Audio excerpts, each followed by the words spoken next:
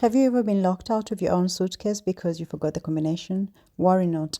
Today I'm going to show you how to set and reset your ATX suitcase lock combination even if you've forgotten the pin. Let's get started. First thing first, I'm going to show you how to set up your pin combination. To set up the lock combination, start by pressing the button on the left side following the arrow indicator. While you're holding the button down, enter your desired pin number. Once you've entered the pin number, keep pressing the button and simultaneously fix the two zipper pulls into the top slots.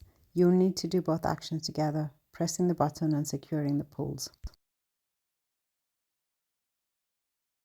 After that, release the push button and your suitcase is locked. Next, rearrange the pin dials to hide the correct combination, ensuring the new code is set, and that's how you successfully set your lock combination.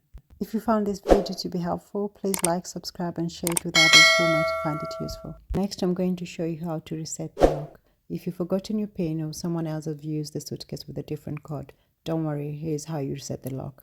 First, turn the number dials until you find a slot or small opening. You'll have to do this for the 3 dials.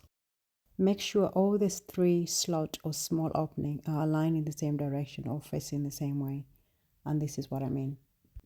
Once the slot or the small opening sits facing the same direction, turn each number knob at a time in the same direction, either left or right. If you choose to turn them to the right, start with the first number, then middle, and then finally the last. After each set of numbers, try to unlock the suitcase. Keep repeating this process and adjusting the dials and testing until the lock opens.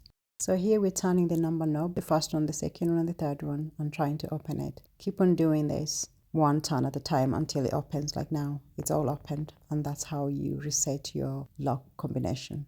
If you found this video helpful, don't forget to hit the like button, subscribe for more tips, and share your experience or question in the comment below. Thank you so much for watching. Bye.